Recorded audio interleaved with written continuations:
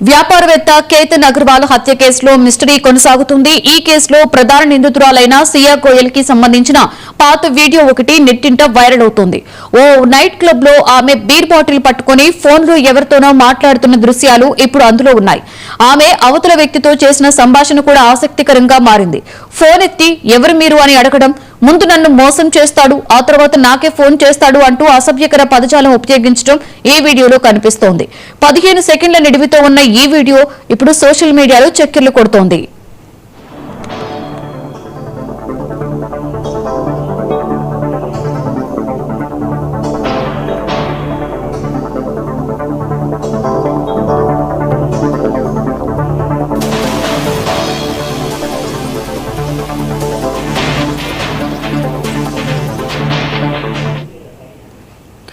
Crime recreation లో భాగంగా పోలీసులు ఆమెను తన నివాసం నుండి బయటకు తీసుకొచ్చే సమయంలో మీడియా ఎదుట ఆమె మిడిల్ ఫింగర్ చూపించింది. ఇది అసభ్య సైగ అని నెటిజన్లు కామెంట్స్ చేస్తూ ఆమె ప్రవర్తనను తప్పుపడుతున్నారు.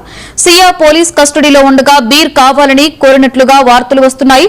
ఈ ఆరోపణలను సియా తల్లి పూజా గోయల్ తీవ్రంగా ఖండించారు.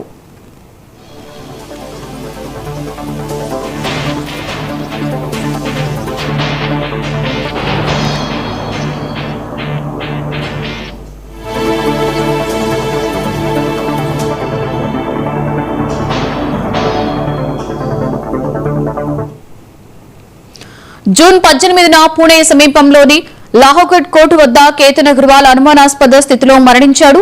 మొదట ఈ ఘటనను ప్రమాదవశాత్తు మరణంగా నమోదు చేశారు. ఆ తర్వాత ఇది ఒక ప్లాన్ ప్రకారం జరిగిన హత్యగా తేలింది. కాబోయే భార్య సియా గోయల్ తన ప్రియుడు చేతన్ తో కలిసి కేతన్ ను హతమార్చింది అని పోలీసులు పేర్కొన్నారు. సియా కేతన్లకు ఈ ఏడాది ఫిబ్రవరిలో నిశ్చితార్థం జరిగింది. నవంబర్లో వివాహం జరగవలసి ఉంది. పెళ్లి ఇష్టం లేకపోవడంతోనే సియా ఈ హత్యకి పాల్పడినట్లుగా పోలీసులు చెప్పారు. నిందితులు సియా చేతుల మధ్య జనవరి నుండి జూన్ వరకు 2000కు పైగా కాల్స్ నడిచిన విషయం బయటపడింది. ఘటన అనంతరం కేతన్ మొబైల్ ఫోన్ కొంతసేపు సియా వద్దే ఉన్నట్లుగా ఆధారాలు లభించాయి.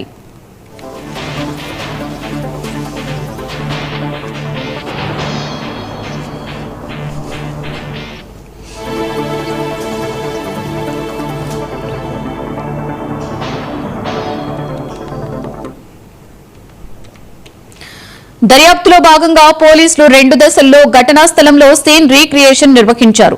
సియా సమక్షంలో డమ్మీ సాయంతో ఒకసారి చేతన్ ను తీసుకువెళ్లి మరొకసారి పరిశీలించారు.